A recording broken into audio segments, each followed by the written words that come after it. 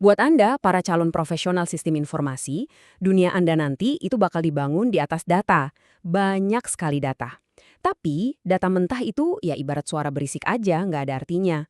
Nah, hari ini kita bakal bedah gimana caranya statistika jadi alat andalan Anda buat mengubah semua kebisingan itu jadi salah satu aset paling berharga di planet ini, informasi. Kutipan ini, wah, pas banget buat ngegambarin peran Anda nanti. Coba bayangin deh, Anda itu jembatan, seorang penerjemah antara bahasa mesin yang isinya cuma angka dan kode dengan kebutuhan manusia yang pengen paham dunianya. Nah, disitulah keahlian Anda bakal kepake banget. Oke, ini dia peta perjalanan kita hari ini. Kita mulai dari yang paling dasar, bedanya data sama informasi itu apa. Terus kita dalemin peran statistika, sampai nanti kita bahas tanggung jawab besar Anda soal etika. Yuk kita mulai. Oke, babak pertama. Anggap aja Anda itu seorang koki. Sebelum masak kan harus kenal dulu sama bahan-bahannya. Nah, sekarang kita bedain dulu nih bahan mentah kita, yaitu data, sama hidangan jadi yang mau kita sajikan, yaitu informasi. Nah, coba lihat di sini. Di sebelah kiri itu data mentah, kumpulan angka, komen Instagram, fakta-fakta yang kelihatannya acak-acakan. Proses di tengah, inilah sihirnya terjadi. Lewat proses inilah, data yang berantakan tadi bisa berubah jadi grafik yang rapi di sebelah kanan. Jadi, informasi yang siap pakai buat ambil keputusan penting. Terus, apa sih mesin yang bisa ngubah data mentah jadi informasi super berharga ini? Jawabannya, seperti yang bakal kita lihat sekarang, adalah ilmu statistika. Jangan salah ya, statistika itu bukan cuma soal ngitung-ngitung angka. Ini tuh semacam toolkit lengkap, sebuah metode yang nuntun Anda dari awal banget. Mulai dari gimana cara ngumpulin data yang benar, nganalisisnya, sampai cara nyajiinnya biar orang lain paham dan bisa dapat nilai dari situ. Oke, kita lanjut. Di dalam dunia statistika yang luas ini, ada dua senjata utama yang bakal sering banget Anda pakai. Bedanya ini penting banget. Gini deh cara gampang mikirinnya. Statistika deskriptif itu ibarat kaca spion mobil Anda. Fungsinya bantu kita buat ngelihat ke belakang, buat paham dengan jelas, apa sih yang udah terjadi? Sementara itu, statistika inferensial itu lebih kayak GPS. Dia pakai data yang ada buat prediksi. Kira-kira apa ya yang bakal terjadi selanjutnya?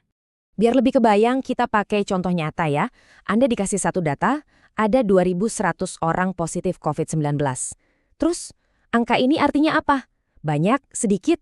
Nah, tanpa ada pembanding atau konteks, angka ini ya cuma angka aja, nggak berarti apa-apa. Nah, disinilah keajaiban statistika deskriptif mulai bekerja. Begitu kita taruh angka tadi ke dalam grafik batang, kita bandingin sama wilayah lain, tiba-tiba angka 2.100 itu jadi punya cerita. Kita jadi langsung tahu, oh ternyata kasus di wilayah A itu lebih sedikit dari wilayah C, tapi lebih banyak dari wilayah B. Nah, inilah informasi. Nah, kemampuan inilah mengubah angka-angka yang tadinya diem aja jadi wawasan yang bisa jadi dasar tindakan yang bikin data itu sering disebut sebagai emas baru di zaman sekarang. Dan keahlian Anda, itulah alat buat nambang emas itu. Royal Statistical Society bahkan bilang kalau data itu sumber daya revolusioner. Tapi perlu diingat, data itu kan benda mati, dia pasif. Anda lah dengan skill statistika Anda yang jadi katalisatornya, yang mengubah sumber daya itu jadi inovasi, kemajuan, dan kemakmuran.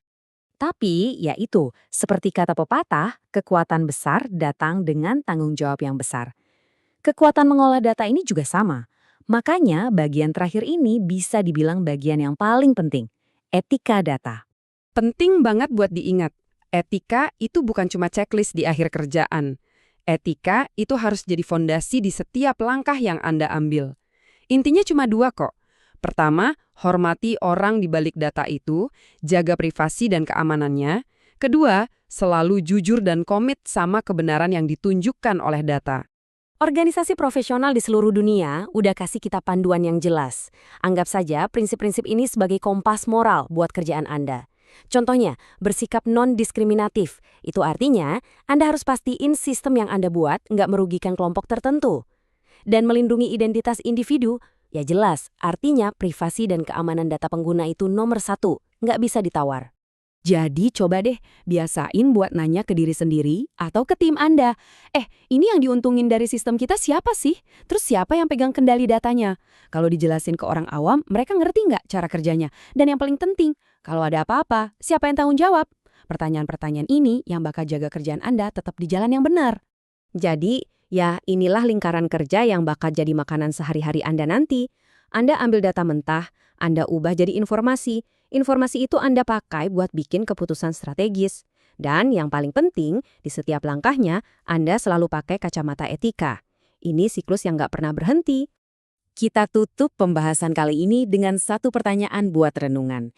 Nanti, saat Anda yang bikin sistemnya, saat Anda yang pegang data jutaan orang, coba tanyakan ini pada diri Anda. Warisan etis seperti apa yang ingin saya tinggalkan di dunia ini? Terima kasih sudah menyimak.